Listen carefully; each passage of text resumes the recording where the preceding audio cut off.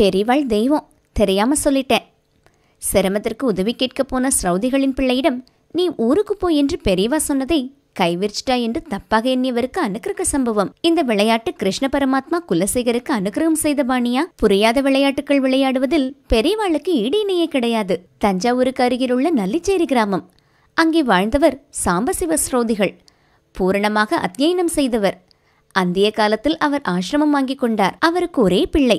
அவரும் பூர்ணமாக அத்தியனம் பண்ணியவர். அவருக்கு இதயம் மிகவும் பலகீனம். சேர்ந்தாற்போல 5 நிமிடம் வேத பாராயணம் சொல்ல முடியாது.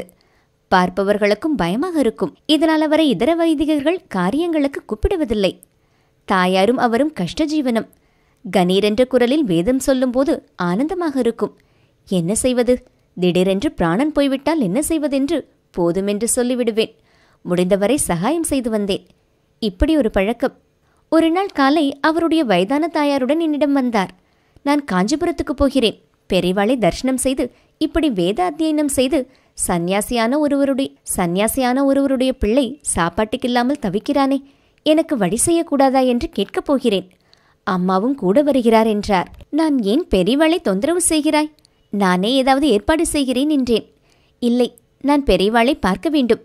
எனக்கு டிக்கெட் செலவுக்கு பணம் கொடுத்தால் தேவலை என்றார்.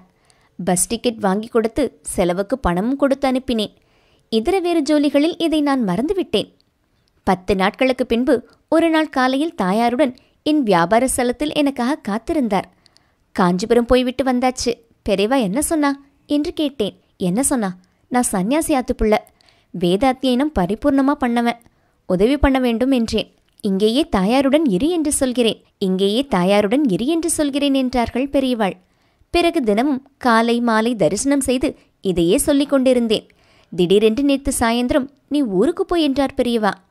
ஒரு பையனிடம் டிக்கெட் வாங்கி கொடுக்க சொல்லி என்னையும் அம்மாவையும் திருப்பி போக சொல்லிவிட்டார். பெரியவாளும் கைவிரிச்சிட்டா. இதை சொல்லும்போது கண்கள் கலங்கியது. எனக்கும் சங்கடமாயிருந்தது. பின் அவர்களை கிராமத்துக்கு பஸ்ஸில் ஏற்றி அனுப்பி வைத்தேன். மணி 11 இருக்கும். காஞ்சிபுரத்திலிருந்து வரும்போது கையில் கொண்டு வந்த அதே துணிப்பையுடன் இவர் மட்டும் தனியே என் வியாபார ஸ்தலத்தில் பிரசன்னமானார். முகத்தில் தெளிவு, ஒரே அழுகை, விக்கல். பேச முடியாமல் தவித்தார். நின்று நிதானித்து என்ன சொல்லின்றேன். பெரியவாளை பற்றி தப்பா பேசிட்டேன்னு சொல்லி நடுக்கடையில் திடீரென்று நமஸ்காரம் செய்தார். என்ன என்று மறுபடியும் கேட்டேன். ஆச்சரியமான விவரங்கள் கிடைத்தன. காலை 9 மணிக்கு என்னை பார்த்துவிட்டு தாயாருடன் பஸ்ஸில் ஊருக்கு போயிருக்கிறார். தெருமுனையில் இவரை கண்டவுடன் தெருக்காரர்கள் ஒருவர் பின் ஒருவராக வந்து உட்கார்ந்து திண்ணையிலேயே நேற்று காலை யாரோ ஒரு வண்டியில் நெல் கொண்டு வந்து இறக்கிவிட்டு போயிருக்கிறார்கள்.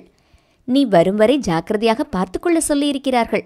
உனக்கு அதிர்ஷ்டம் அடிக்கிறது என்று சொல்லியிருக்கிறார்கள்.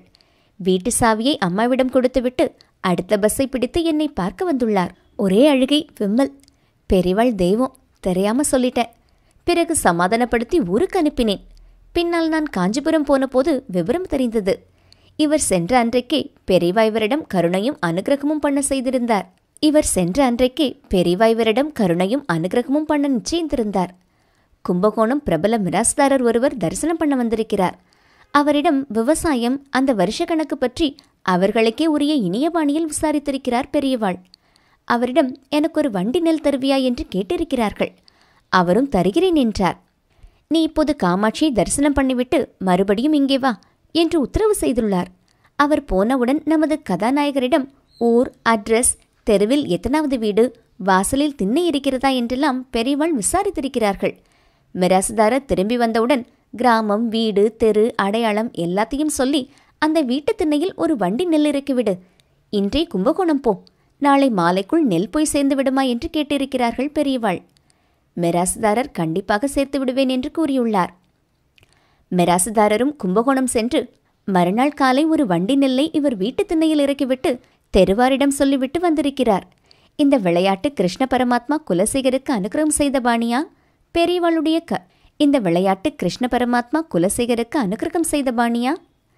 பெரியவாளுடைய கருணையே கருணை.